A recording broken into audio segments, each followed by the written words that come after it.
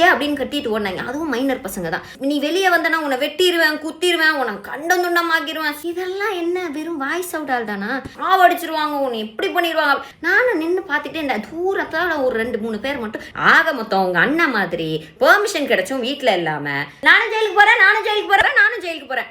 ஏப்பா இந்த vulgar warriors எல்லாம் உட்காந்து கதறிட்டு இருந்தாங்க, பர்மிஷன் கொடுக்க மாட்டேங்கிறாங்க, டிஎம்கே கவர்மெண்ட் தான். நானே 6 வாட்டி அப்ளை பண்ணிட்டேன், எனக்கே ஒரு தனிப்பட்ட ஆளுக்கு பர்மிஷன் கொடுக்க மாட்டேன்ட்டாங்க. அப்போ நானும் இது பிஜேபியோட சதி அப்படின்னு சொல்லல. நான் அப்படிலாம் சொல்ல மாட்டேன், ஏன்னா இது தேர்தலோட விதிமுறைகளை அதை நான் பின்பற்றுறேன். அதனால தான் நான் என்ன பண்ணேன், ஸ்ட்ரெயிட்டாக நம்ம எங்கே ஆரம்பித்தோமோ அங்கேயே போர்டை பிடிச்சி நின்றுட்டேன். அதே மாதிரி நீ வெளியே வந்தனா உன்னை வெட்டிடுவேன், குத்திடுவேன், உனக்கு கண்டம் துண்டமாக்கிடுவேன், சாவடிச்சிருவாங்க, உன்னை எப்படி பண்ணிடுவாங்க. இதெல்லாம் என்ன வெறும் வாய்ஸ் அவுட் ஆள் தானா? நானும் நின்று பார்த்துட்டே இந்த தூரத்தால் ஒரு 2-3 பேர் மட்டும் டிவிகே அப்படின்னு கட்டிட்டு ஓடினாங்க. அதுவும் மைனர் பசங்க தான்.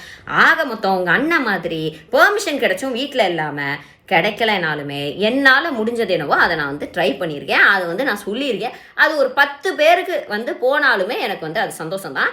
அண்டு உங்கள் அண்ணன் மாதிரி கூட்டத்தை பார்த்து பயந்து விழுந்தடிச்சு வேனுக்குள்ளே ஏறாலாம் நான் கிடையாது. நான் தைரியமாக நின்று ஒத்தாளாக நின்று நான் என்னுடைய கருத்து என்னவோ அதை சொல்லியிருக்கேன். அதை தாண்டி மற்ற அடுத்தடுத்து எந்தெந்த இடத்துல நம்ம பிரச்சாரம் பண்ண போகிறோம் அப்படின்றதெல்லாம் சர்ப்ரைஸாகவே இருக்கட்டும். Please wait.